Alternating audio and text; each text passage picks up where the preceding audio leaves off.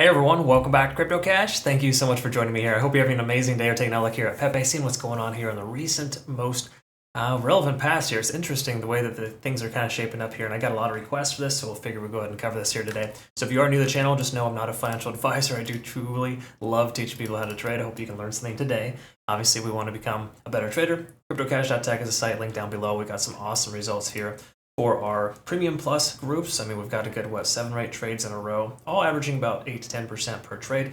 So awesome stuff there. And then, of course, for our Premium here, we can see that there are some options as well for our XLM. No, correction. Sorry, XLM was today. We got an XRP trade at about 25% in 24 hours. So cool stuff there. Be sure to check that out if you want to become, again, a better trader, just have a leg up in the industry. Statistically, a pretty good success rate, about 80-85%, at least on my BingX account. But for the most part, fun stuff, really cool things. Check that out if you can. One last thing too, BingX does have an exclusive offer right now, available till July 31st. It's like a $150 bonus for a deposit of $50, and of course, trading with 3,000 volume.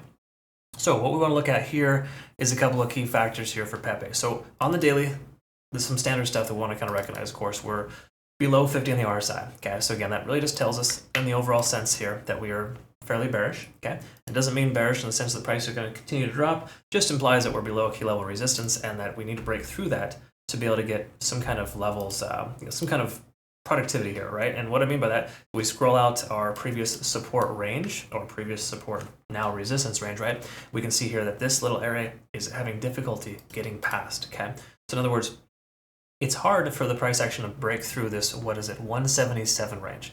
So 177 is not the greatest place. It's definitely one of those things where we want to kind of consider a few different options, but generally speaking at this point, not fantastic for us being below that. That's that resistance level at 50 in the RSI. When we take a look here, of course, at the price action down below, we can see that MACD is still diverging. Okay, so even though we're starting to dissipate a little bit, it's still coming down, and we can't get ahead of ourselves that where the price is going to shoot up from here. Okay.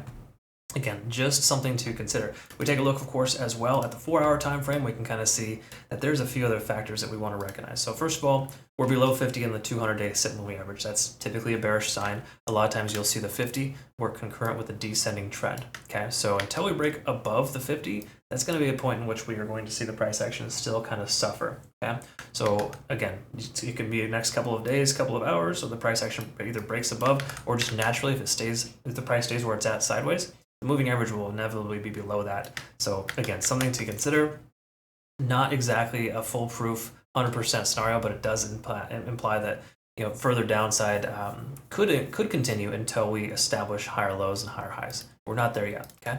That said, Stochastic is telling us on the 4-hour time frame that we're experiencing potential pullback here. We can see there is a bit of an overextension. We're at a 7 right now. While we did come down and get extremely overextended to the downside, we can see the price action is coming up and having difficulty with that level. Okay, so again, this point here right about 138,000 is kind of a point of contention. We want to close above that level first before we can have any luck. Okay, keep in mind too, as far as previous support levels are concerned, you can kind of see this level here holding strong, right? So right there at this 0.382 Fibonacci retracement level at about 148, it's always been a point of contention. We can see that there was a most amount of support there before the price broke below. So in turn, we can expect that to be a strong resistance level if it were to come back up and retest that. It kind of already has, but there's a good chance it'll come back up and initially reject off of that level.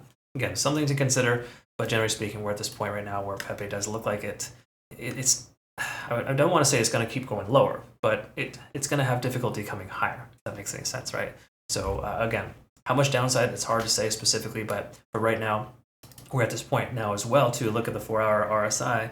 We didn't truly break above. We broke above for 4 hours and came back below. So again, strong resistance level here at this 138 to 148 range. Okay, so just be prepared for the price action to have some difficulty in that level. Okay. Furthermore, if we take a quick look at the 1 hour, we can kind of see with overextension here as well. We came up to a 9 and got rejected. Big surprise here. The price is pulling back. We're about 5 hours into this continuation to the downside.